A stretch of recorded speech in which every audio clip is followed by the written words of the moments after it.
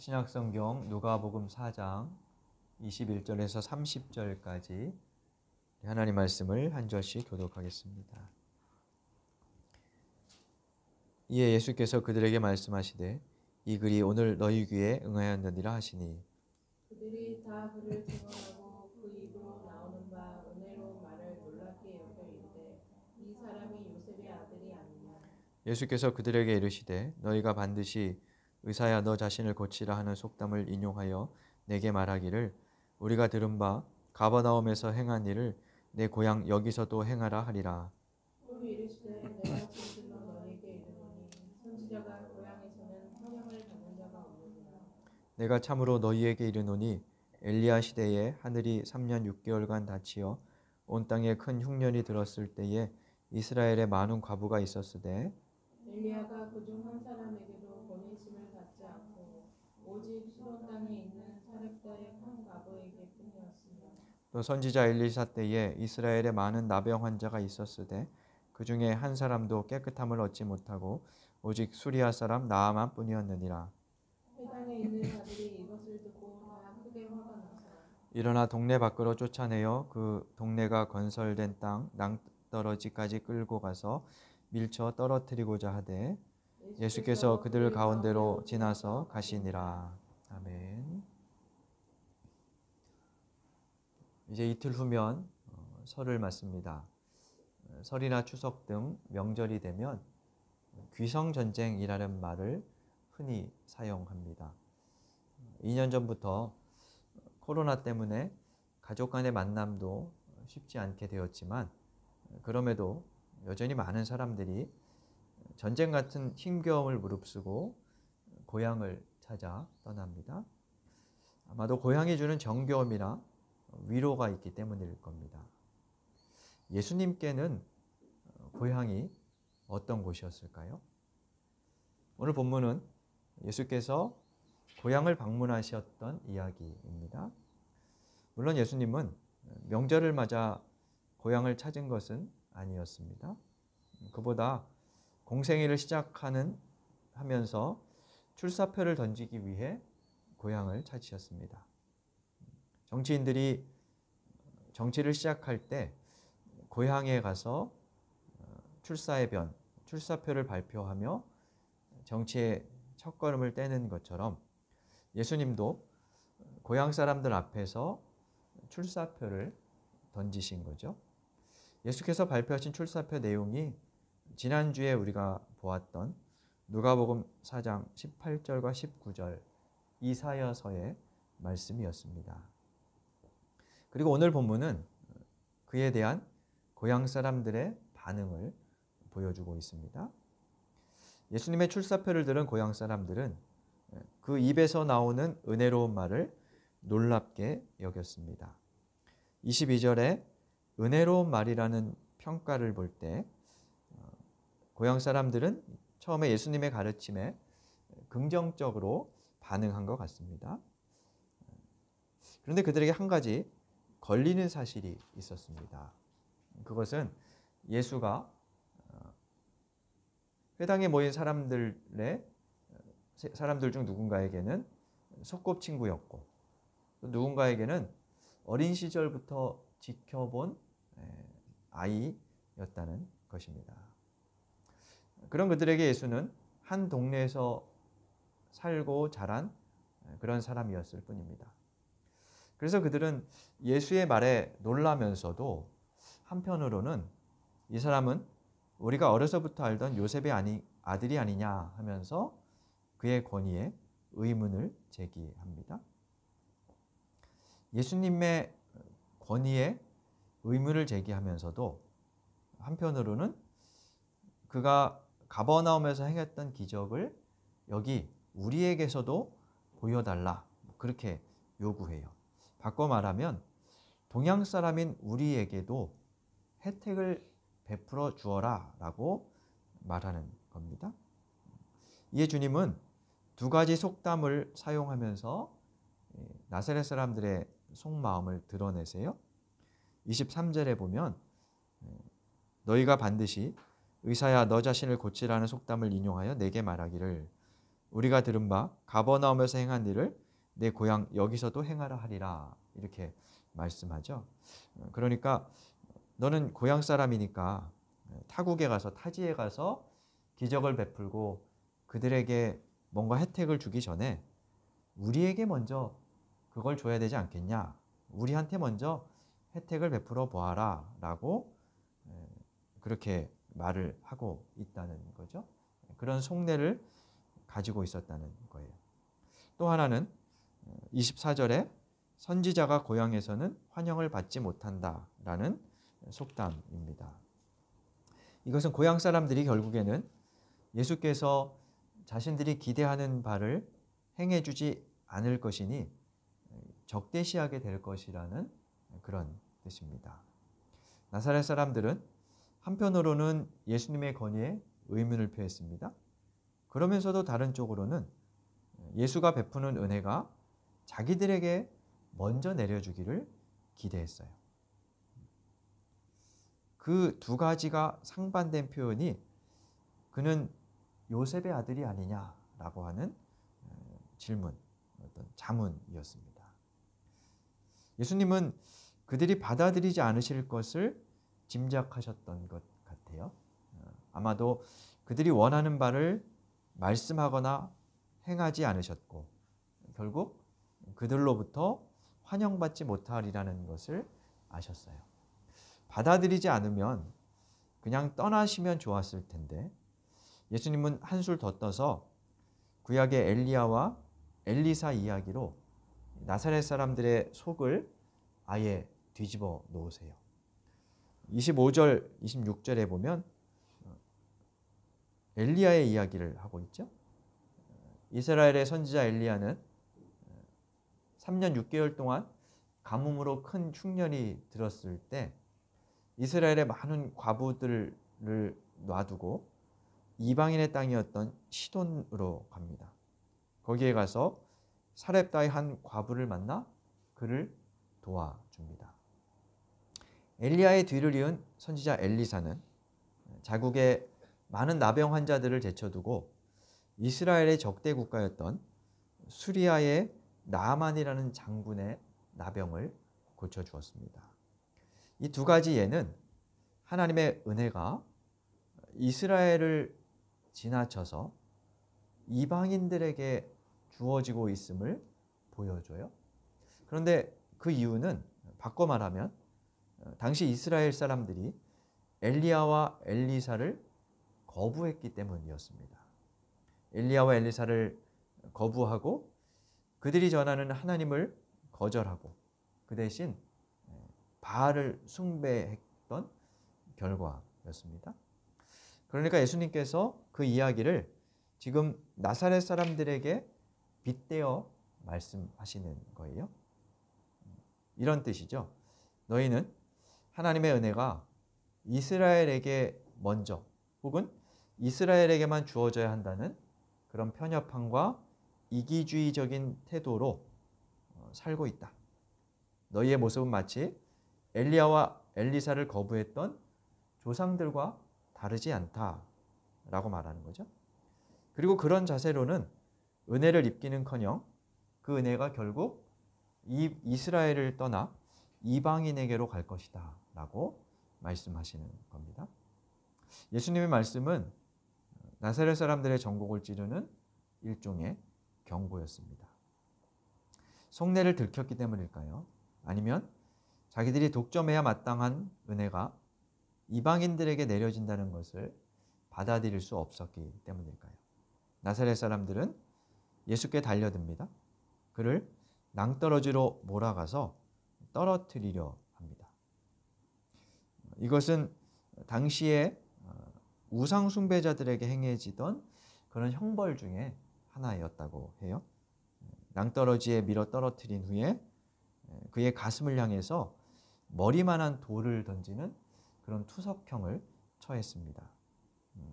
가슴을 향해서 던졌다고 하는데 그 큰 돌을 던지면 어디로 날아갈지 모르죠. 그러니까 사방 여기저기 몸에 맞으면서 그가 죽어갔어요. 그런 형벌에 처하려고 했던 겁니다. 그런데 예수님은 다행히 그 자리를 헤치고 지나가셨어요. 30절에 보니까 그들 가운데로 지나서 가셨다라고 말씀합니다. 누가는 예수님이 어떤 방식으로 무리를 뚫고 지나가셨는지 설명하지 않습니다. 그래서 30절은 좀 신비적으로 보이는데 주변에서 예수님을 그래도 좀 긍휼히 여겼던 사람들이 이웃 사람들을 말렸을 수도 있고, 아니면 예수님의 어떤 위험, 남다른 위험에 사람들이 멈칫하며 돌 던지기를 주춤했을 수도 있겠죠. 여기서 주목할 단어는 지나서 가셨다라고 하는 말이에요. 이 단어는 누가복음에서 목적지를 향한 예수님의 전진을 의미할 때 자주 쓰였습니다. 예수님께서 반대에도 불구하고 자신의 길을 가셨다는 거예요. 그 길은 이방인들에게 복음을 전하는 것. 지난주의 표현으로 하면 가난하고 포로된 자들, 소외된 이들을 향해 나아가셨다는 것입니다. 고향 사람들은 예수님의 출신에 대한 선입견, 그리고 은혜를 독점하겠다는 태도로 예수님의 말씀에 귀를 기울이지 않았습니다. 뿐만 아니라 예수께서 전곡을 찌르며 흔들어 깨우는 말씀을 하실 때 그 말씀에 흔들리며 자신을 돌아보려 하지 않았습니다. 오히려 분노하고 예수께 달려들었죠. 예수가 선포한 희년의 의미를 편협한 민족주의, 집단 이기주의적인 관점으로 제한하고 묶어두려 했어요. 당신은 여기 나사렛에 계시며 우리에게만 기적을 베푸시오. 마치 그렇게 말하는 것과 같았습니다.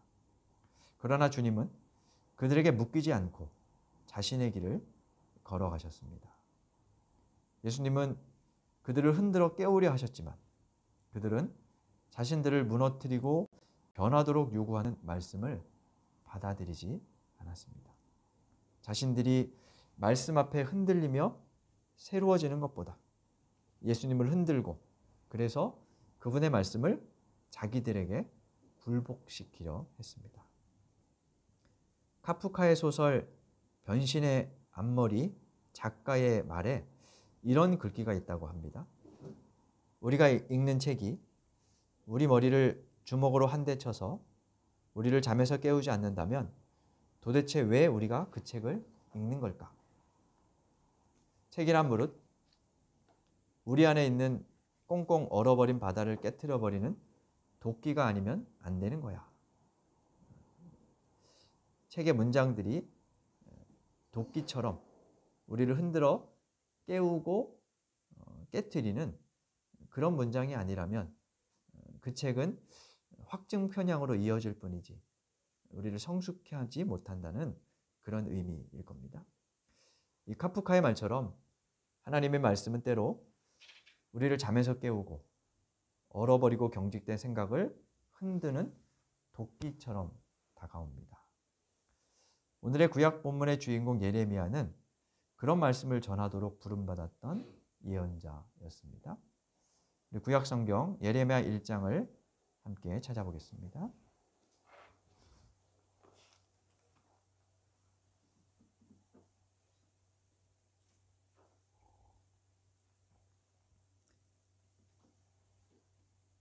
구약 성경 1050쪽 예레미야 1장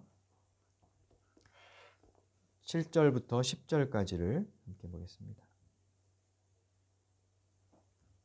7절을 제가 읽겠습니다. 여호와께서 내게 이르시되 너는 아이라 말하지 말고 내가 너를 누구에게 보내든지 너는 가며 내가 내게 무엇을 명령하든지 너는 말할지니라. 너는 그들 때문에 두려워하지 말라. 내가 너와 함께하여 너를 구원하리라. 나 여호와의 말이니라 하시고 여호와께서 그의 손을 내밀어 내 입에 대시며 여호와께서 내게 이르시되 보라 내가 내 말을 내 입에 두었노라. 보라 내가 오늘 너를 여러 나라와 여러 왕국 위에 세워 내가 그것들을 뽑고 파괴하며 파멸하고 넘어뜨리며 건설하고 심게 하였느니라 하시니라. 아멘. 하나님께서 예레미야를 부르시는 장면인데요. 하나님의 부르심에 예레미야는 처음 나는 아입니다. 말할 줄 모릅니다 하면서 거부합니다. 근데 여기 아이라는 말은 우리가 생각하는 10대의 아이들을 말하는 게 아니고 20대의 성인들을 뜻하는 단어로 보입니다. 장성한 사람이지만 하나님 말씀을 전하기가 두려웠다는 거죠. 그것은 예레미야가 전해야 하는 말이 10절에 사람들을 뽑고 파괴하며 파멸하고 넘어뜨리는 그런 말이었기 때문입니다. 예레미야가 구체적으로 해야 할 임무가 그것이었어요.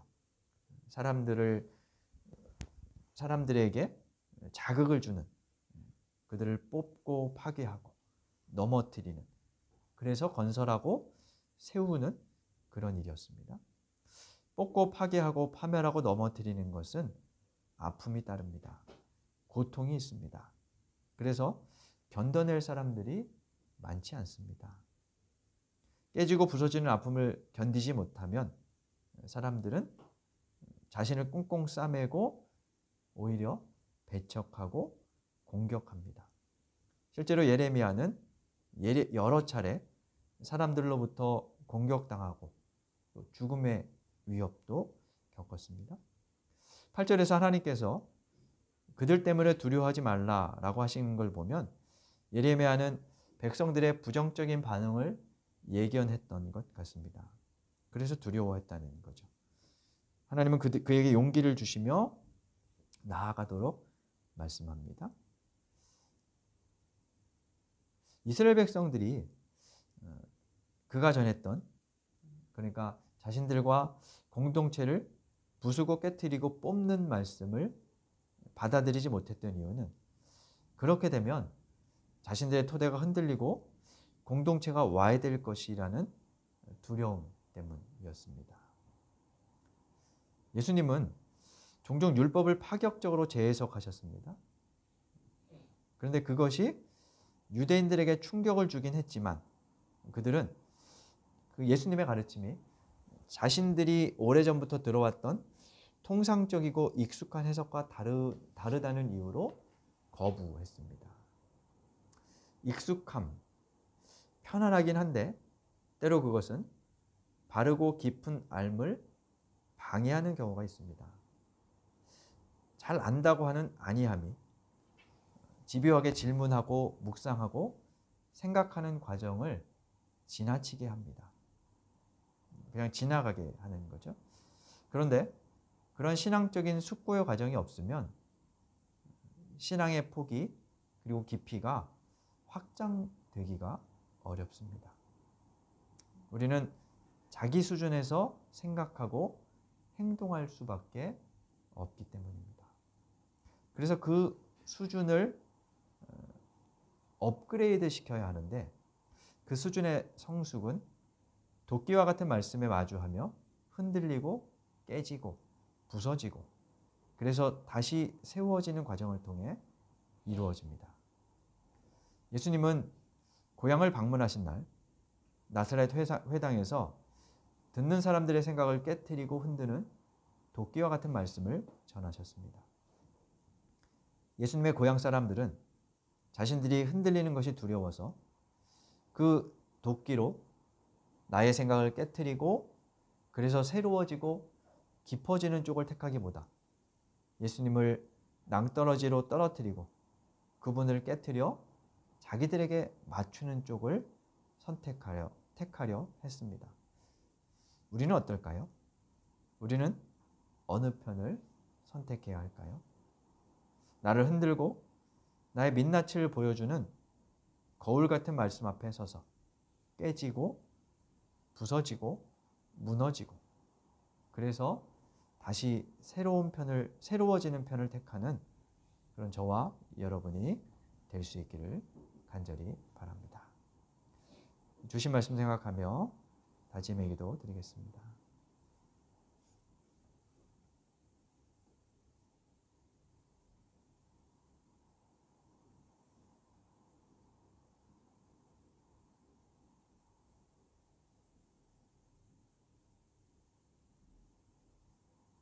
하나님, 말씀이 나를 흔들 때 기꺼이 흔들리기 원합니다. 말씀이 나를 깨뜨릴 때 흔쾌히 깨지기 원합니다. 말씀이 나의 속내를 드러내고 내 안에 삐뚤어진 것을 뽑을 때 기꺼이 뽑히기 원합니다. 그래서 다시 건설되고 새로워지고 온전해지기를 원합니다. 주님 도와주옵소서. 예수님 이름으로 기도드립니다. 아멘.